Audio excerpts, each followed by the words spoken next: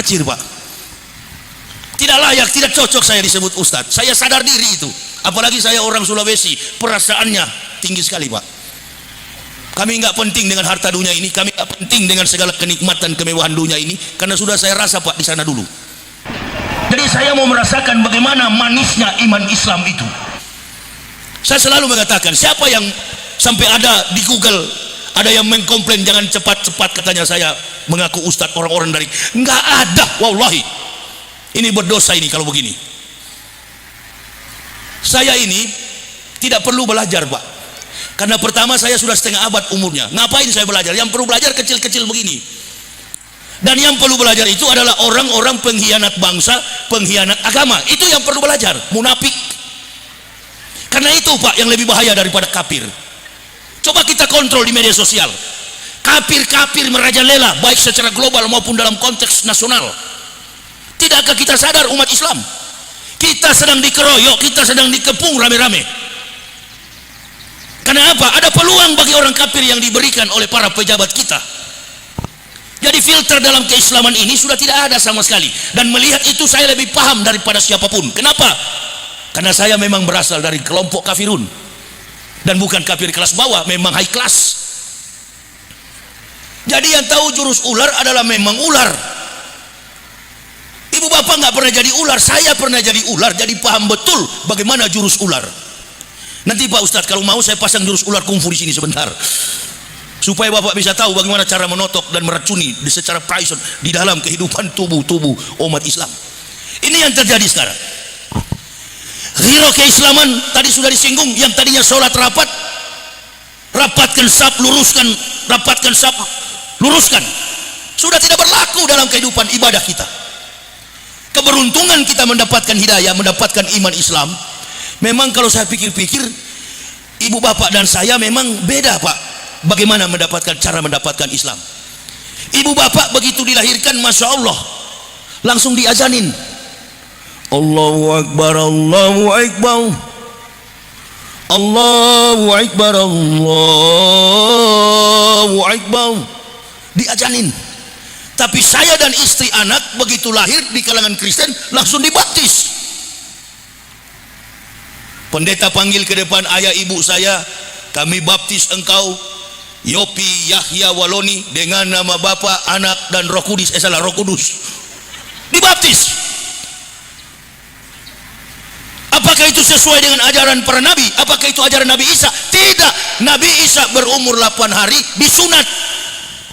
Dan itu bukan di Al-Quran Pak, dalam Bible Kristen, New Testament, perjanjian baru, Lukas pasal 2 ayat yang ke-21. Pada hari yang ke-8 anak itu disunat, diberi nama Jesus. Jadi Isa Al-Masih itu bukan dibaptis, disunat. Ada yang pernah melapor saya di polisi dulu, waktu saya ceramah di Sulawesi, di Manado. Mereka lapor saya, lapor ke polisi, itu Yahya itu omong kosong, pembohong. Masa dia bilang Tuhan kami disunat, padahal Tuhan kami dibaptis. Dipanggil saya bilang siapkan kitabmu 2 kontainer. Baca di dalam kitabmu sendiri, dibaptis apa disunat? Coba baca. Begitu dia baca, pada hari ini, pada hari yang ke-8 anak itu dilahirkan, disunat dan diberi nama Yesus. Disunat atau dibaptis? Iya ya, di sini disunat, makanya bilang pendetamu sunat supaya masuk surga kau. Jadi itu bukan menyinggung agama orang, memanggil orang supaya masuk. Jangan dihalangi. Ini kan semua kita punya kompetensi. Ustadz Ahmad punya kompetensi sebagai membimbing anak-anak santri. Kemenak mengatur tatanan kondisi administrasi dalam struktur beragama Islam. Makanya tadi tidak diarahkan kepada Kementerian Agama, ketika meminta bantuan diarahkan ke Bimas Islam. Karena di dalam Departemen Agama itu ada Bimas Kristen, ada Bimas Islam, ada Bimas Hindu, ada Bimas Katolik, ada Bimas Buddha. Dulu saya punya teman Pak Bimas, kepala Bimas Kristen di Jakarta, Departemen Agama Republik Indonesia, orang Batak, Pendeta Poltak Sihaan. Ya, teman baik saya. Waktu saya mendirikan Sekolah Tinggi Teologi Calvinis Ebenezer, Sekolah Tinggi Teologia, kemudian diakreditasi sekarang menjadi Universitas Kristen Papua, yang sekarang orang mati-matian menyangkal. Itu saya yang mendirikan, teman saya Poltak Sihaan. Entah sudah meninggal atau masih hidup, apa sudah di neraka, kan begitu. Ya kalau kita umat Islam sudah jelas tempatnya di surga. Orang yang bukan Islam neraka. ini menghina, menjaga kedaulatan. Tidak, ini dakwah. Hubungannya vertikal, hukumnya hukum vertikal, tergantung si ustadz. Kalau Ustadz Ahmad jangan bilang begini, beliau nggak pernah ke neraka, jadi nggak tahu jalan ke sana. Betul apa betul? Ini bidang saya, ini bidang saya. Jangankan penjara Alcatraz pun di bawah tanah atau ditembak mati sekalipun, Yahya Waloni ini tidak akan pernah berubah. Sampai masuk ke liang kubur, ini sudah konsep saya. Mungkin juga Ustadz berpikir agak takut. Beberapa 7 hari yang lalu kan dapat kabar saya kena COVID, betul? Sampai ditujukan di belangkar rumah sakit saya begini, seperti monyet di atas. Seperti Pak Haji lah tadi itu, sampai 16 hari menjadi alumnus apa itu? Corona, kopi, rokok, nasi. COVID itu kopi ingin 19 gelas, karena saya targetnya minum kopi itu sehari 3 gelas Pak. Wallahi, jadi corona saya kira berpikir masuk ke tubuh saya, karena sudah penuh kopi. Itu ibu bapak. Dulu saya masih di Kristen, sering sekali saya kena penyakit Ustaz. Mungkin sering lihat saya lehernya tidak tenang. Itu ada penyakit saraf belakang saya. Begitu saya masuk Islam, mengucapkan la ilaha illallah Muhammadar Rasulullah, penyakit saya sembuh Ustaz. 15 tahun mengendarai mobil keliling Indonesia, makan tidak teratur, minum tidak teratur, tidur tidak teratur. Allahu Akbar. Tadi malam dari Mahato usai acara jam 11, setengah 12, ngobrol dengan panitia sampai jam setengah 2. Sampai di hotel di Ujung Batu saya sudah tiba jam 4:47, hampir sudah tahrim subuh. Habis subuh saya tidur, mau lantas ke sini. Dari sini langsung pulang langsung ke Jakarta Pak Kemenak. Mohon doa supaya kami di perjalanan selalu sehat. Doa jamaah yang saya minta. Bukan kita berkelompok membawa organisasi Islam. Nih santri-santri nih, anak-anak saya nih, santri-santriawati. Antum nanti kalau sudah bebas dari pesantren, sudah tamat dari pesantren, antum adalah the backbone, generasi penerus to the next time, berguna bagi bangsa dan negara, terutama tegaknya Islam di masa akan datang. Allahu Akbar. Tegakkan agama ini, tegakkan negara ini. Orang kafir walan tardo ankal yahud walan nasoro hatta tattabi'a milatahum. Mereka tidak suka dengan kita. Bukan berarti kita harus bunuh orang kafir, tidak begitu. Ini yang salah kaprah. Jadi seolah-olah kita ini kelompok radikal. Siapa yang kemarin pilih Prabowo kampret, kelompok radikal. Saya tadi waktu menyanyi Indonesia Raya, saya pikir-pikir selama 1, 2, 3, 4, 5, 6 presiden nggak pernah begini-gini Pak. Pancasila jadi argumen politik, Bhinneka Tunggal Ika dijadikan argumen politik, undang-undang dijadikan argumen politik, kebersamaan dalam keberagamaan dijadikan argumen politik, bahkan kemajemukan dijadikan landasan pengakuan politik, sampai kepada mazhab dan ormas Islam dijadikan argumen politik. Ujung-ujungnya umat Islam diadu dom. Allahu Akbar. Nah, persoalan ini yang bisa melihat lebih jelas tentang aspek teologis, aspek horizontal sosiologi di masyarakat adalah kami yang berdakwah. Mana ada dulu Pancasila di utak-atik dari presiden pertama sampai presiden ke-6, nggak pernah, karena sudah finish, sudah habis pembahasannya.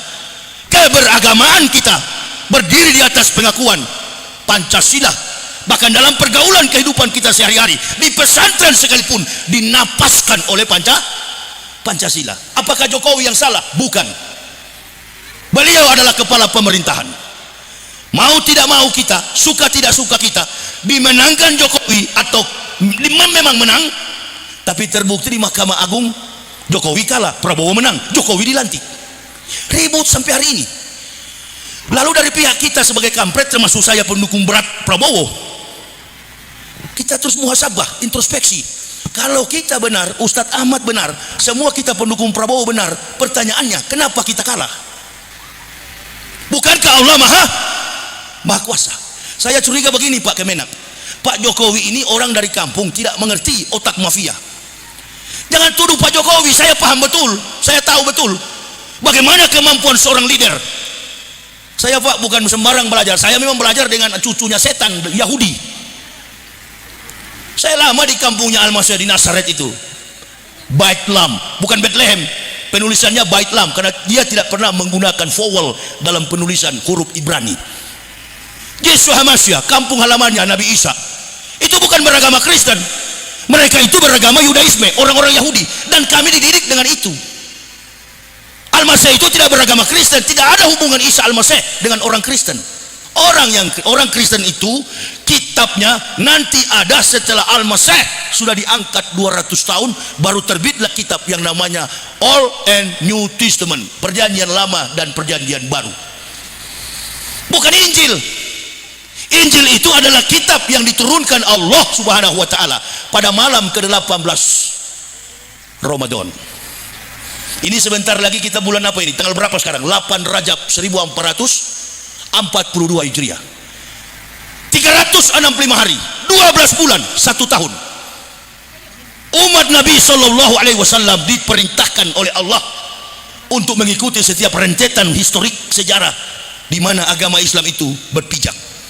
Artinya bahwa dalam 1 tahun ada 4 bulan yang diharamkan oleh Allah.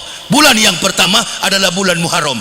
Alhamdulillahilladzi muharram awarosinin wajallaha sahran mubarakan liqaumil mu'minin. Kenapa diharamkan bulan Muharram? Karena di depan sana ada pelaksanaan tasyrik musyrik. Kadangkala umat Islam nimbrung ke dalam mabuk-mabukan memperingati hari ulang tahun atau tahun baru. Bukan tahun baru kita Masehi, tahun baru kita adalah Muharram. Tidak sedikit Pak Kemenak, generasi kita ini rusak, mabuk-mabukan, tiup trompet di jalan, balap-balapan liar, dilarang oleh Allah, diharamkan. Betapa hebat agama Islam itu. Kami masuk Islam itu bukan perintah orang Islam, bukan petunjuk dari umat Islam. Membaca secara baik rangkaian sistematika teologis yang tertuang dalam kitabullah Quranul Karim. Bukan atas petunjuk orang Islam, Pak Yayas ini kamu masuk Islam, kalau tidak kamu masuk neraka. Enggak. Latar belakang saya anti dan keras terhadap umat Islam. Di Papua sana saya keras berhadapan dengan orang Islam. Bahkan saya punya teman dulu, Dr. Randu Siap Salosa, gubernur Papua. Begitu ada orang pendatang dari Jawa, dari Sumatera, dari mana saja Kalimantan ingin bangun masjid, barisan paling terdepan melarang adalah saya. Jadi salah ini kafir dan munafik memfitnah-fitnah saya. Ini Umar dulu kemudian masuk Islam. Nggak ada urusan, saya bukan benci sama orang Kristen, tidak ada urusan dengan orang Kristen. Tidak ada urusan dengan agama Kristen, tidak ada urusan dengan siapapun. Kami masuk Islam karena membaca isi kitabullah Quran. Laqad anzalna ayatin mubayyinatin wallahu yahdi may yasya'u illa siratim mustaqim. Itulah laqad anzalna ayatin mubayyinatin. Ini. Jadi kalau seorang dari kafir masuk Islam dengan landasan kitabullah, dengan landasan ilmiah, saya yakin keislamannya baik, bagus, benar. Tapi kalau masuk Islam cuma karena mau kawin, innalillahi wa inna ilaihi rajiun. Sepanjang usia hidupnya hanya menjadi mu'alaf. Saya bukan mu'alaf ibu bapak, jadi jangan tuduh-tuduh saya mu'alaf. Saya bukan mu'alaf. Betul Pak Kemenak ini pimpinan agama yang ada di Kabupaten Rokan Hulu. Tapi saya mau tanya bapak, nggak usah jauh-jauh, nggak usah ke Kalimantan, nggak usah ke Sulawesi. Bapak tahu kondisi umat yang ada di Mahattoh? Bagaimana kondisi umat di sana? Bapak tahu nggak kondisi umat yang ada di Pulau Kijang? Kalau sudah bicara sampai ke Midai, perbatasan Laut Cina Selatan, 8 jam dari Natuna. Kami suami istri, alhamdulillah, selamat dari terjangan ombak. Kami pernah berdakwah ke sana Pak, tak satu pun ulama ustadz pernah berdakwah di situ. Sudah berbatasan dengan Laut Cina Selatan. Tanya camat Midai. Dari Batam pergi ke Natuna, terbang di Natuna. Dari Natuna naik perahu, Allahu Akbar, harus menunggu kapal putih, kapal pelni. Tapi saya perintahkan kepada Pak Camat, saya tidak peduli Pak Camat, pokoknya saya harus menyeberang sampai ke Natuna, sampai ke Batam. Biar perahu kecil, biar berdayung. Ustadz, ombaknya di depan sampai 10 meter, mau 10 meter, 20 meter cepat, siapkan.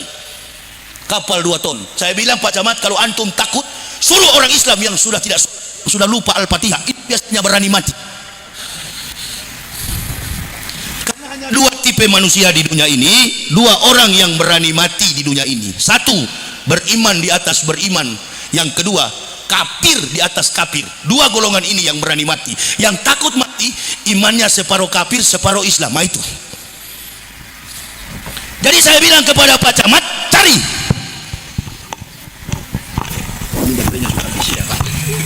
Cari masinisnya yang memang berani mati. Dibawalah kami.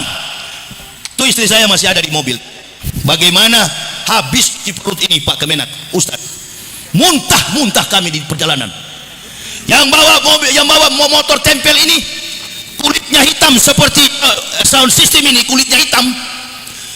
Masya Allah, begitu dia lihat bahaya di depan langsung putih mukanya. Saya bilang, kau kulit hitam sudah jadi seperti kertas. Iya Ustaz, kalau boleh kembali aja Ustaz. Betul kata Pak Camat. Saya bilang, coba dulu kau sebut Al-Fatihah. Aduh janganlah, saya sudah lupa. Apa jadinya? Pecah lunas perahu di bawahnya itu. Air masuk. Anak istri saya ikat dengan jerigen. Apa sudah ulama kita ngurus umat? Padahal saya bukan ulama. Kepentingan apa saya berdakwah? Bukan kepentingan ibu bapak. Saya tidak pernah mencari muka kepada ibu bapak. Saya mencari muka kepada Allah. Kita di Indonesia ini, mohon maaf Pak Kemenak, kita di Indonesia ini kebanyakan NATO, no action talk only. Ustadz didik ini anak-anak santri ini, niatnya mereka harus baik ke depan. Jangan jadi ustadz cuma karena nanti jadi pendakwah hanya melihat di mana tempat-tempat yang mengenakkan, mencari popularitas, mencari pujian dari makhluk. Tegakkan agama ini. Nanam padi, rumput ikut. Nanam rumput, jangan harap padi ikut. Kita tadi kan sudah banyak mendengar modal apa beliau ini mendirikan pondok pesantren. Anggaplah beliau ini Ibrahim. Kata Allah, keluar dari negerimu, pergilah ke lembah Makkah yang tandus dan gersang. Sama dengan perjalanan Ustadz mendirikan pondok. Saya dengar tadi tidak bawa apa-apa. Saya pun begitu Ustadz, datang di Jakarta tidak punya apa-apa, diusir oleh gereja, hanya pakaian di badan kami, istri dan anak-anak. Allah gantikan. Nggak punya usaha, saya nggak punya perusahaan, nggak punya bisnis, nggak punya ladang apa-apa, Allah siapkan. Kami sekeluarga melihat bahaya sudah sering Pak Kemenak. Begitu kami di tengah laut itu sudah mendekati Natuna, perahunya patah tiang layarnya, sudah setengah di perjalanan. Saya bilang istri saya, kalaupun kita hanyut pasti ke Malaysia, kalaupun kita hanyut pasti ke Brunei. Sabar kita. Itu kapal-kapal Cina itu penuh Pak, betul itu di berita itu. Kapal-kapal Cina penuh di sana, penangkap-penangkap ikan banyak sekali. Pecah perahunya, sampai camat bilang baru kali ini ada manusia yang bisa menyeberang hanya dengan perahu muatan 2 ton, tembus sampai ke Natuna. Si bajingan yang tidak sholat tadi, begitu dengar azan menangis. Mau kemana? Mau ke masjid Ustaz. Mulai hari ini saya tobat. Mulai hari ini saya tobat Ustaz. Saya akan ke masjid. Dengar kabar beliau menjadi muadzin terbaik di kampungnya di Midai. Sadar apa dibalik peristiwa itu? Kadangkala kita jadi seperti Ibrahim. Siang malam kita bergaul dengan Allah. Siang malam kita duduk berjamuh dengan Allah. Kita berdoa kepada Allah. Tapi kadangkala, mohon maaf Ustaz, umat yang begini banyak ini ragu dengan kekuasaan Allah. Sebagai pemimpin kadangkala ragu sehingga menggunakan buzzer, menggunakan influencer. Apa kalau istilah orang modern, kurang pede, kurang percaya diri.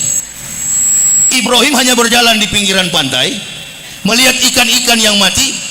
Kekhawatiran sebagai manusia Ibrahim timbul, bertanya kepada Allah, ya Allah ya Rabbi, kaifa tuhyil maut? Bagaimana cara kau bangunkan orang mati? Kata Allah, sudah siang malam Ibrahim engkau bergaul, berteman, berkawan dengan saya. Masihkah engkau ragu Ibrahim? Bukan ya Allah, supaya keyakinanku semakin kokoh, teguh di hadapanmu. Oke, kalau begitu maumu. Kata Allah, kau ambillah 4 ekor burung, cincang mereka, campur daging bulunya, darah-darahnya pun campur dalam ember. Ada gunung di depan, letakkan di gunung, panggil mereka. Burung dengan berbagai macam jenis sudah dicincang-cincang, dicampur dalam ember, dipanggil oleh Ibrahim. Datang dalam keadaan utuh. Kita juga begitu dalam kondisi berbangsa ini. Sudahlah, beritahu kepada Pak Jokowi dan Pak Ma'ruf, ini Covid ini nggak akan habis. Tetapi ketergantungan kita kepada Allah, saya kira kita mayoritas. Yang bikin kita bangsa ini terpuruk baik secara ekonomi, pendidikan, sosial, politik, kacau, caruk marut yang ada sekarang ini. Kenapa? Karena kita tidak mau bergantung kepada Allah. Contohnya Ustadz ini aja, Ustadz Ahmad Siregar. Kalau saya lihat dari sini berarti bukan orang Riau, orang Batak, halak Batak. Bergamuna Siregar. Au halak Manado. Magana Waloni. Saya sering Ustadz berdakwah di Sumatera Utara, bahkan di Kaban Jahe, bekerja sama dengan Kementerian Agama di sana. Sudah berdiri masjid Kampung Mu'alaf, 68 kepala keluarga. Yang ngurusnya itu adalah sepupunya Ustadz Abdul Somad Haji Idris di Pengadilan Tinggi Medan. Baru masjidnya Ustadz. Itu semua kampung itu jadi Islam, bersebelahan dengan gereja, nggak pernah ribut. masuk Islam mereka. Ada beberapa orang saya Islamkan dan saya sunat di Medan, Masjid Al Hidayah Menteng, Medan Tengah. Begitu juga di Sulawesi, sudah ribuan. Jadi kalau ada orang mau suruh saya belajar Islam, saya kira Islam bukan teori. Anak-anak di pondok pesantren Darussalam Quran di sini bukan cuma menghafal Quran, tapi mengaplikasikan, mengejawantahkan, merealisasikan Quran lebih penting daripada kita menghafal dan membacanya. Amin ya Allah ya Rabbal. Jadi itu yang penting. Orang disuruh mualaf banyak belajar. Saya bukan mualaf, saya muhtadin, orang yang mendapat petunjuk. Siapa yang suruh Anda berdakwah? Allah yang perintahkan saya berdakwah. Jangan diusik, apalagi dibawa ke ranah politik. Tadi malam jamaah start 2-3 kali lipat daripada ini. Padahal sudah batal tuh jadwal itu karena dulu saya kurang sehat, terlalu lelah, saya nggak datang karena double jadwal jadi atur. Tadi malam mereka masih banyak sampai ke belakang, sampai ke jalan-jalan tertutup. Jadi protokol kesehatan, physical distancing, social distance betul Pak. Di mana-mana Islam meyakini kita tidak boleh takabur. Virus itu ada. Segala bentuk musibah dan penyakit ada, ujian dalam hidup ada. Jangankan musibah, ma'asabah min musibatin illa biidnillah. Kalau hanya penyakit sudah terjadi dari zaman Adam sampai kita saat ini, zaman Rasulullah. Penyakit, virus, bakteri dan lain sebagainya ada. Tempat makan kita, tempat duduk ada semuanya. Jangankan itu, kematian pun wa ma kana linafsin an tamuta illa biidnillah. Kitabamu ajalah. Mati pun sudah ada ketentuan sebagaimana waktu yang telah ditetapkan. Nah kalau sudah bertahun-tahun begini, ada virus Pak yang lebih bahaya, yang sampai hari ini vaksinnya belum ditemukan. Antraks, MERS, SARS yang di Mekah dulu di onta. Mulai dari zaman SBY sampai zaman Jokowi, Presiden Jokowi, virus itu belum ditemukan vaksinnya. Antraks, SARS, MERS sudah hampir 13 tahun vaksinnya nggak ditemukan. Nah sekarang ini vaksinnya sudah ada. Terjadi pergolakan di masyarakat, ada yang menolak, ada yang menerima. Bahkan anggota DPR secara frontal mengatakan saya menolak divaksin. Sebenarnya tidak boleh. Kenapa? Ini persoalan kesehatan, tidak ada hubungan dengan para mubalik.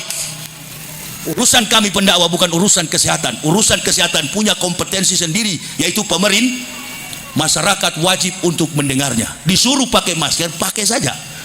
Orang pakai masker itu seperti Pak Kemenak sudah bersaksi tadi, 16 hari beliau dikarantinakan. Dan tadi baru sempat cerita sama saya, Masya Allah Ustadz, sampai bernapas susah. Itu ada di Papua dulu Pak, malaria Tresiana, mungkin sama bibitnya. Malaria Tresiana disebabkan oleh nyamuk Aedes aegypti. Malaria tropika saraf, malaria Tresiana menghantam paru-paru sampai bergulat perut kita ini, susah bernapas sampai ke paru-paru, dead, orang mati. Nah sama barangkali dengan COVID-19 and Corona. Di dalam studi atmosfer kan Corona itu adalah lapisan tipis matahari. Bisa jadi ini adalah senjata biologis yang bocor, dan memang begitu. Dalam garis ketetapan politik bilateral dunia, adidaya dua raksasa dunia, China dan Amerika. Nah jadi jangan heran, artinya kita percaya bahwa penyakit ada, virus ada. Cuma persoalannya begitu masuk di Indonesia sudah dijadikan kendali kekuatan politik. Itu yang tidak boleh. Amin ya Rabbal. Orang berkerumun, kan Ustadz tadi bilang sebenarnya berat untuk mendapatkan izin. Nah kalau kita semua sudah tidak boleh beribadah di masjid, tidak boleh berkumpul, mendengarkan nasihat-nasihat, dari mana keberkahan bangsa ini? Bagaimana corona pergi? Bagaimana covid akan pergi? Kita tidak bermunajat, meminta kepada Allah. Apa tadi Ustaz? Yang punya corona itu siapa? Amerika atau Cina? Yang punya adalah Allah.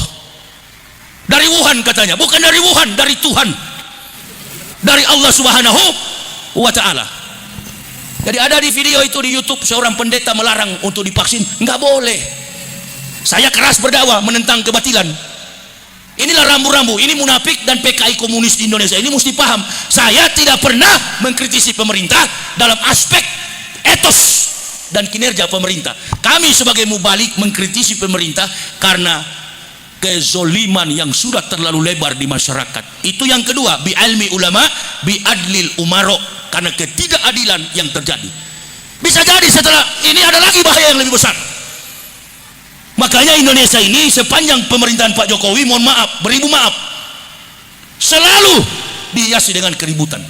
Siapa yang bikin ribut? Pak Jokowi, Pak Maruf? Bukan. Bajingan-bajingan yang ada dalam lingkaran Joko Widodo. Sekarang Pak Jokowi mulai ngerem. Apa istilah orang Jawa? Melempem. Undang-undang ITE sudah hapus pasal-pasal karetnya, bekerja sama dengan Kapolri yang baru.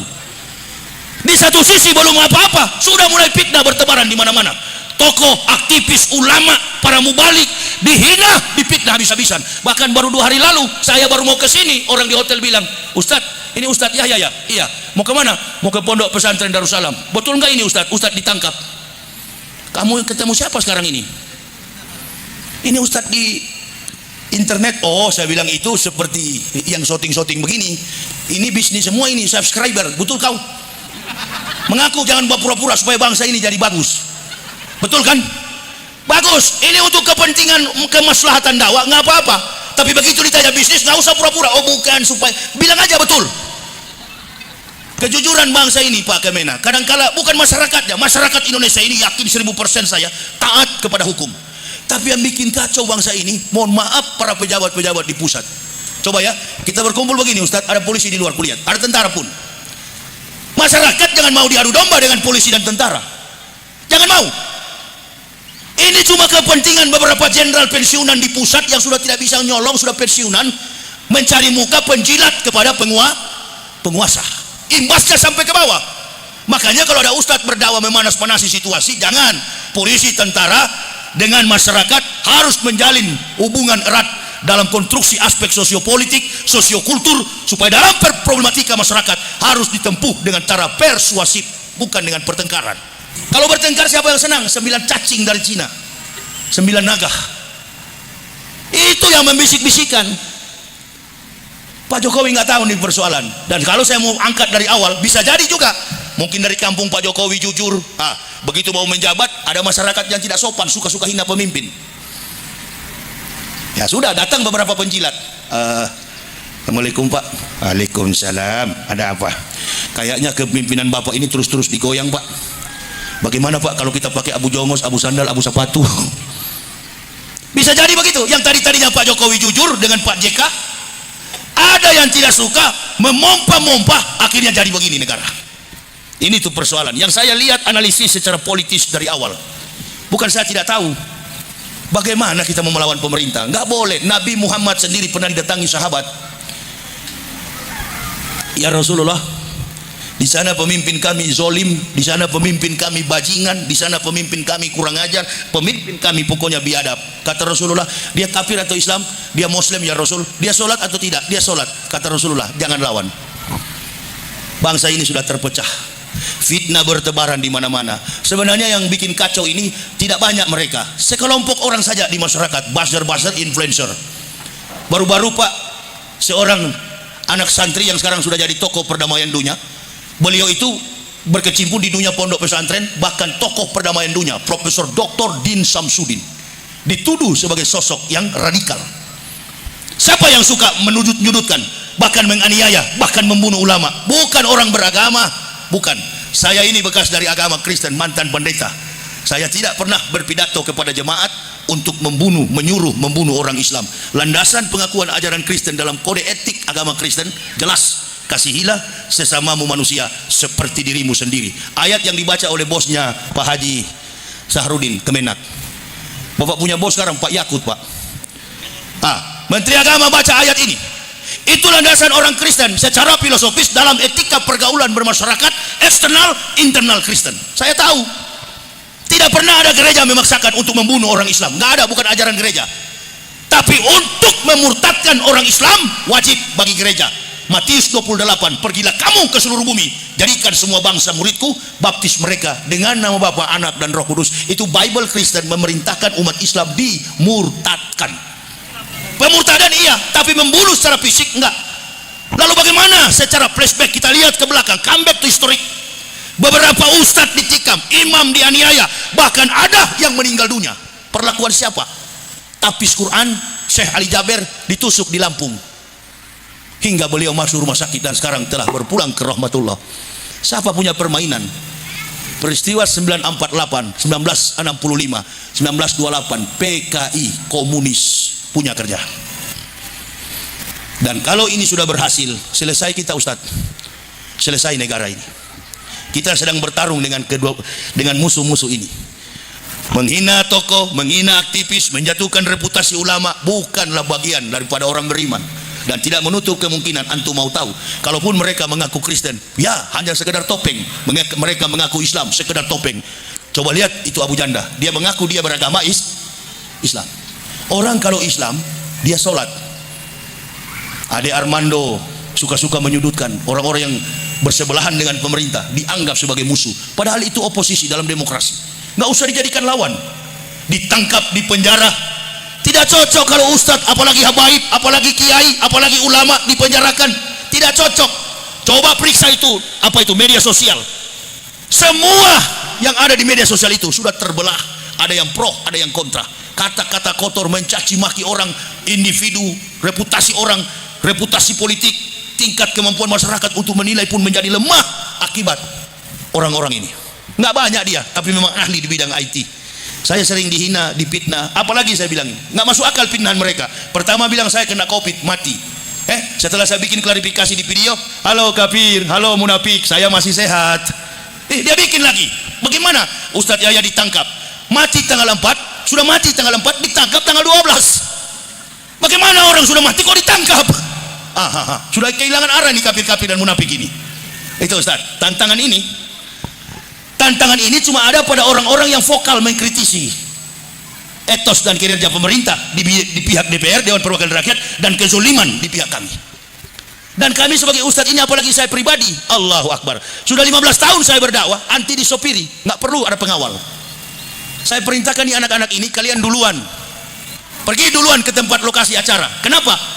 Kalau ada yang mau serang saya, mau bunuh saya, kalian lolos. Saya tidak mau, tidak pernah melibatkan seorang muslim pun untuk kawal saya. Saya cuma minta jamaah berdoa bagi kami sekeluarga agar sehat selalu dalam menegakkan Islam ini.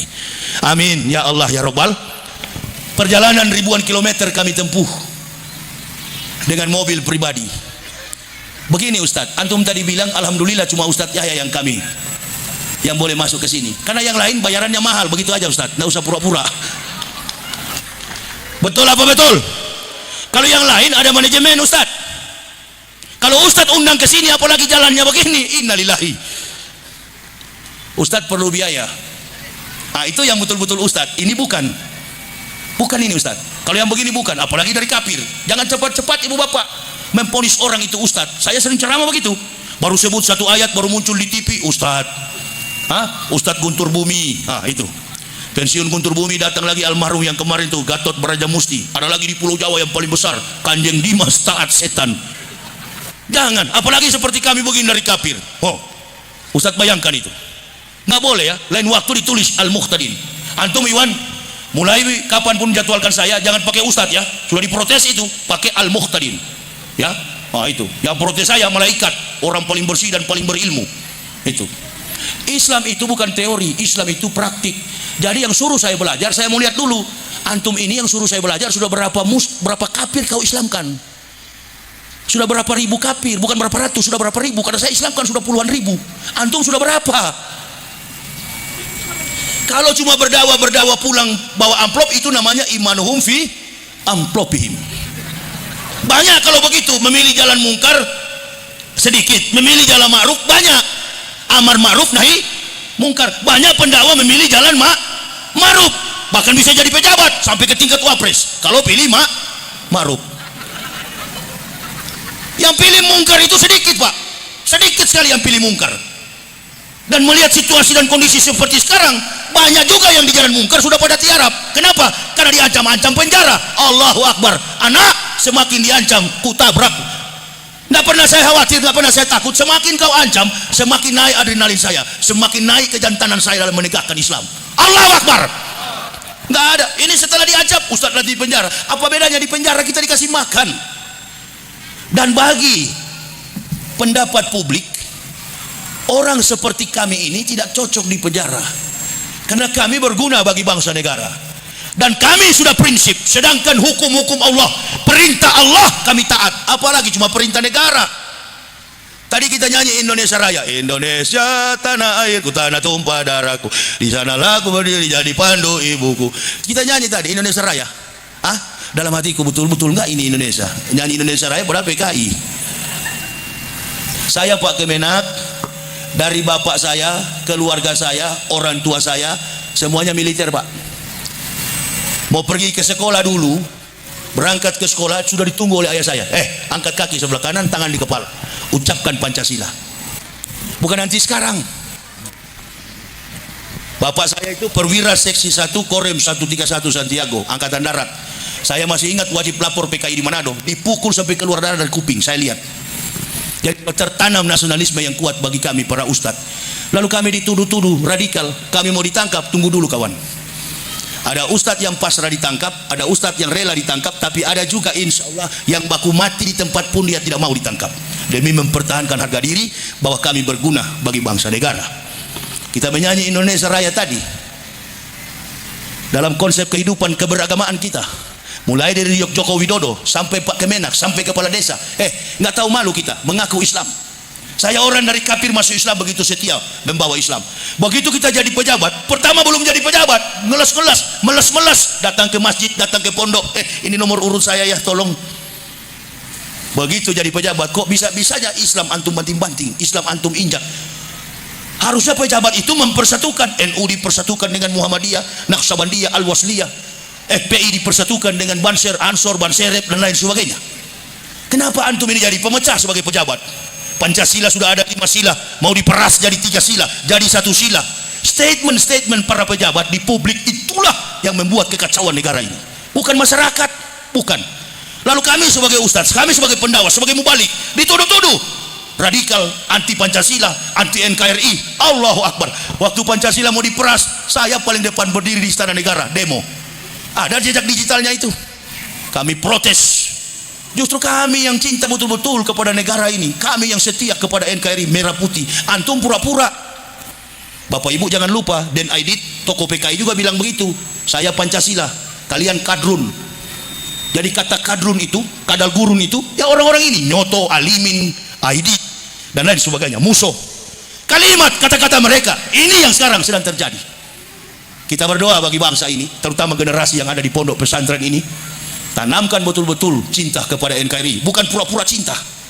Tanamkan betul-betul kesetiaan kita, kejujuran kita kepada agama ini.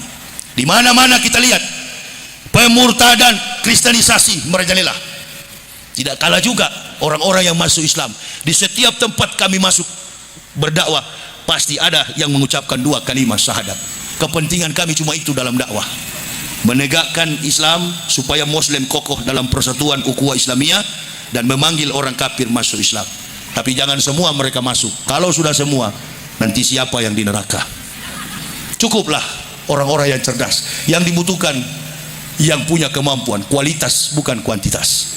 Kita di sini ayat yang saya baca tadi, Quran surah Al-Mu'minun yang ketiga, qad aflaha al-mu'minun allazina hum fi sholatihim khashi'un walladzina hum 'anil laghwi muridun walladzina hum fil zakatihim fa'ilun.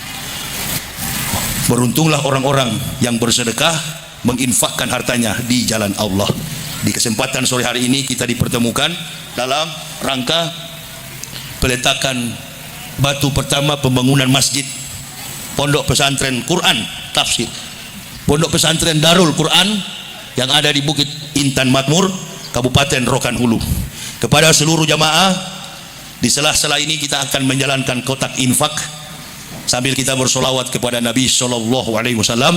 Kita akan menjalankan kotak infak sepenuhnya untuk pembangunan masjid Pondok Pesantren Darul Quran Darussalam yang ada di Desa Intan, Bukit Intan Makmur, Kabupaten Rokan Hulu. Acara ini juga saya himbau kepada seluruh jamaah yang ada di Indonesia. Bagi yang mendengarkan YouTube ini, marilah kita meluangkan atau kita salurkan bantuan ke rekening Pondok Pesantren Darul Quran Darussalam dengan nomor rekening akunnya Bank Rakyat Indonesia BRI ke nomor 76550104710532. Ini pondok yang punya pemilik daripada nomor rekening ini. Salurkan bantuan Bapak Ibu saudara-saudaraku jamaah yang ada di seluruh Indonesia melalui rekaman YouTube ini. Disalurkan bantuannya ke Pondok Pesantren Darul Quran. Sekali lagi BRI 76550104710532. Mari Ibu Bapak kita bersolawat dan kita menjalankan kotak infak demi pembangunan masjid pondok pesantren ini. Salatullah salamullah ala toha.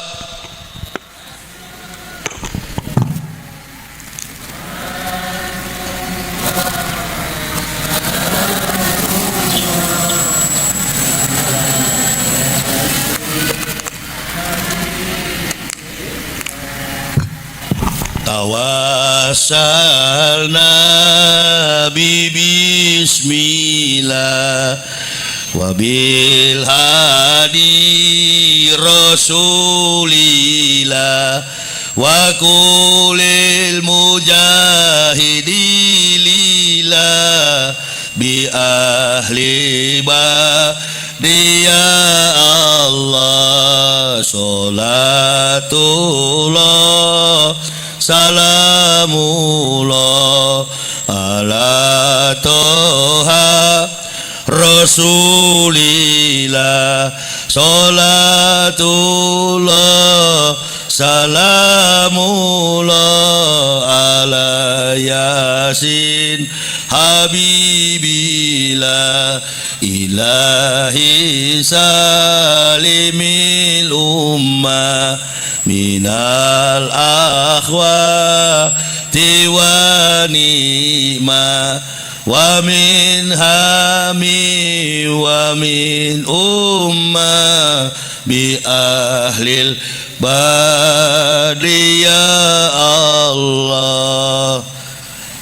Terima kasih ibu bapak, saudara-saudara. Infak yang ibu bapak berikan mudah-mudahan Allah gantikan berlipat-lipat ganda. Amin. Kita berada di pondok pesantren ini prihatin juga mendengar kisah yang disampaikan oleh Al Ustadz tadi. Sudah beberapa kali pondok ini terbakar, dan saya yang paling menyentuh sekali itu di mana MCK itu, toilet dan juga tempat peribadatan yang dilakukan oleh masyarakat pondok ini, warga pondok, khususnya musola atau apa itu Ustadz? Musola ya, musolanya berdempetan. Mungkin diperlukan dana, doa beliau ini Masya Allah, Allah dengarkan. Dan seorang donatur Pak Amral ya, yang dari Pekanbaru, kita doakan beliau agar niat beliau ini segera tercapai, dananya segera disalurkan ya. Dan tadi sudah dikasih jalan oleh Pak Kementerian Agama ya, mudah-mudahan ada proposal dibuat oleh pondok, tapi dari mengatasnamakan jemaah gitu Pak ya.